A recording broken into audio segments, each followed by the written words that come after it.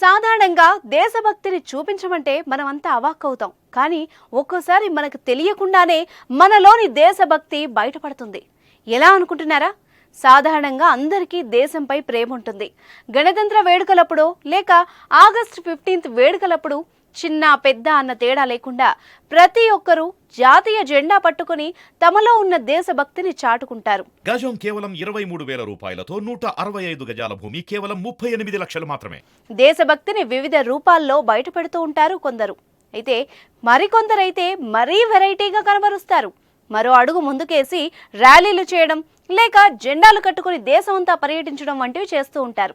మరికొందరైతే ఎంతో వినూత్నంగా జెండా పండుగను సెలబ్రేట్ చేసుకుంటారు. అదేలాగో ఇప్పుడు చూద్దాం. గణతంత్ర దినోత్సవం సందర్భంగా ఓ మైనార్టీ సోదరుడు తన దేశభక్తిని చాటుకున్నాడు. హైదరాబాద్లోని కుత్బుల్లాపూర్ పరిధి సుచిత్రకు చెందిన మహమ్మద్ అడ్జిల్ వృత్తిరీత్యా కార్పెంటర్ పనిచేస్తాడు. ఈ రోజు గణతంత్ర వేడుకల్లో భాగంగా జాతీయ జెండాను వాహనం వెనక కట్టుకుని ఫ్రీడమ్ ఫైటర్ల ఫోటోలు కట్టి రహదారులపై తిరిగారు.